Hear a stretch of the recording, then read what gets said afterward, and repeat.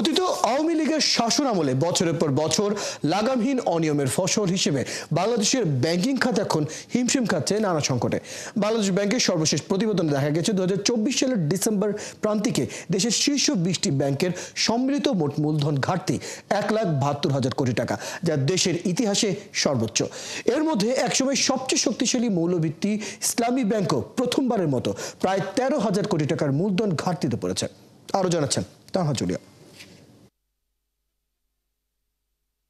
ক্ষমতাচ্যুত আওয়ামী লীগ সরকারের সময় ব্যাপক অনিয়ম ও দুর্নীতির কারণে দেশের ব্যাংক খাতে বড় ধরনের ধাক্কা লেগেছে।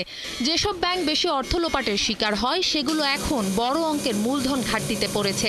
এর মধ্যে একসময়ের সবচেয়ে শক্তিশালী মৌলভিত্তির ইসলামী ব্যাংক প্রথমবারের মতো মূলধন ঘাটতিতে পড়েছে প্রায় 13,000 কোটি টাকার। সাবেক প্রধানমন্ত্রীর ঘনিষ্ঠ চট্টগ্রামের এস আলম গ্রুপের নিয়ন্ত্রণে থাকা শরিয়া ও প্রচলিত ধারার সব ব্যাংকই এখন বড় অঙ্কের মূলধন ঘাটতিতে।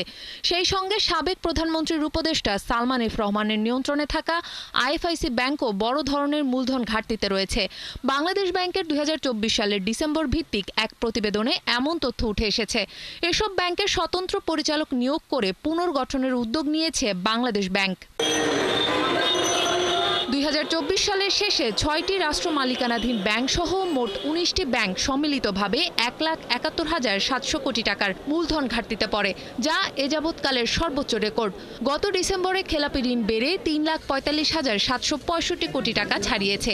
এর প্রভাবেই মূলত মূলধন ঘাটতি বেড়েছে।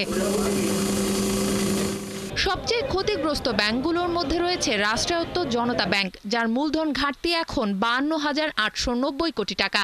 এরপর বাংলাদেশ কৃষি ব্যাংক 18,188 কোটি টাকা, ফার্স্ট সিকিউরিটি ইসলামী ব্যাংক 13,991 কোটি টাকা এবং ইসলামী ব্যাংক বাংলাদেশ লিমিটেড 12,885 কোটি টাকা।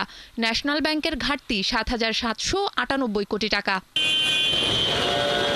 বাংলাদেশ ব্যাংকের প্রতিবেদন বলছে 2024 সালের শেষে ব্যাংক খাতে মূলধন ঝুঁকিজনিত সম্পদের অনুপাত বা CRAR নেমে এসেছে মাত্র 3.08%, যা আন্তর্জাতিক কাঠামো ব্যাসেল 3 অনুযায়ী থাকা উচিত ন্যূনতম 10%। 3 মাস আগেও দেশের ব্যাংক খাতে CRAR এর হার 6.86% এবং 2024 সালের জুনে 10.64% ছিল।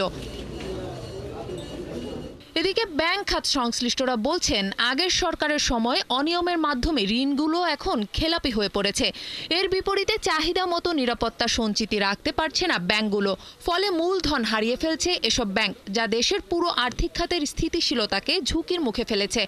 ব্যাংক রেজুলেশন অর্ডিন্যান্স পাস সহ বিভিন্ন সংস্কার উদ্যোগ আর পুনরায় মূলধন যোগানোই এখন সমাধান বলছেন বিশ্লেষকরা। তানহা জুলিয়া, 71।